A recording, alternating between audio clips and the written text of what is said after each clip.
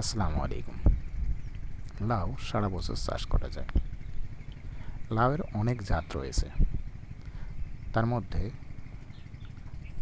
Hybrid জাতের আমি দুইটা কোম্পানির লাউ চাষ করেছি। একটা এসিআইয়ের ময়না আর একটা লালতেন কোম্পানির ডায়না। দুইটার ফলনই ভালো হয়। আমি দুইটাই চাষ করছি। দুইটাই ধরা শুরু হয়েছে। আমি এর আগে 15-20টা মতো লাউ কাটছি। গাছে এখনও অনেক লাউ রয়েছে। আজও 10-12টা মতো কাটা যাবে। লাউয়ের দাম সারা বছরই কম বেশি থাকে।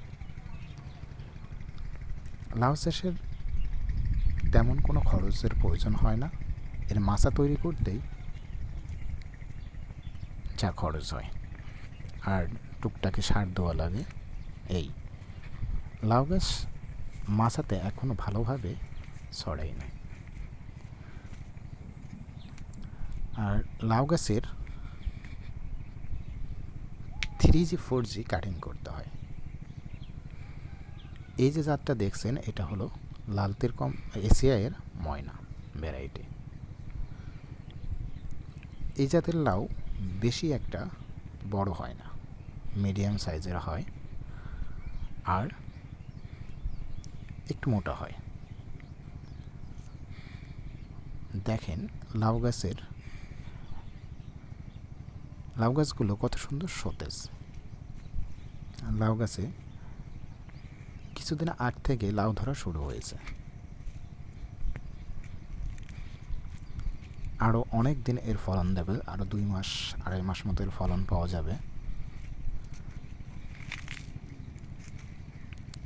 আরও কিছুদিন গেলে এর ফলন আরও বেশি হবে। এই যে 3G 4G কাটিং করা হয়েছে, এটা হলো দুইবার কাটিং করা হয়েছে। এর 2G 2G কাটিং হয়েছে আর 3G 4G কাটিং করতে হবে। এই যে পুরুষ ফুলের যে ডগাটা ছিল ওইটা কেটে দেওয়া হয়েছে, আর ওইখান থেকে এখন হচ্ছেন লাউয়ের চালি ফুটতেছে। সব এভাবে কেটে দেওয়ার পরে ফলন অনেকটাই বেড়ে যায়। এই যে জাতটা দেখছেন, এটা হলো লালতের কোম্পানির ডায়না। এইটা একটু ওইটার থেকে একটু সবুজ কম, এটাও একই রকম ধরে আর সাইজও একই রকম।